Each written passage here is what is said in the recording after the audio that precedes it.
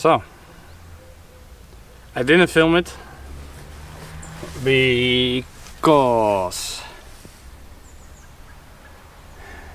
I had to be working alone most of the time, and I had to dig it all out, then drag the rebar in, tie them all together, put all the vertical pillars in and make them. Then the building surveyor had to look, and now I'm waiting for the concrete truck to pump it full. That was a lot of time. That was I don't know, it's my first time, so maybe I'm not quick, but it took me something like 16 hours or something, so I'm quite exhausted. And the reason it needs to be done quite quick here is because it's very fine sand, so if you dig and the sand stays wet, then the walls don't collapse. It's cheap, it's fast, but you need to also do it fast, and it's not really a one-person job, but it is done. So now I only have to pour the concrete, and after that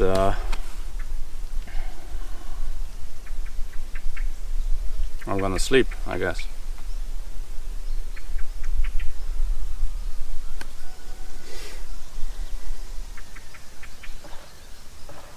And the concrete stuff I also do alone. Like the driver probably will send the hose, the pump. It will guide the pump, but I have to actually pull the pump and do the heavy stuff.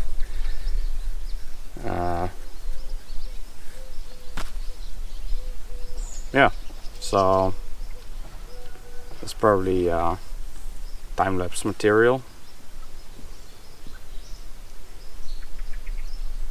It's not expensive. I would say 1,500 euros for the whole thing, full, good concrete.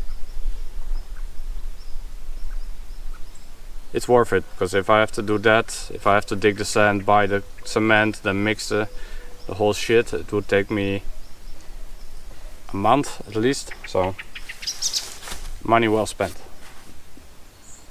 Yeah. It's a bit of shame that you couldn't see me struggle. Like yesterday, it was really hard to put a rebar in. I'm dragging and dragging, and it has to be also a bit straight. You cannot have like... It was... I reached my limits. Physically, mentally, everything. But it's done. Oh, at least it's done. I still have to do the concrete, but barely walking, but okay.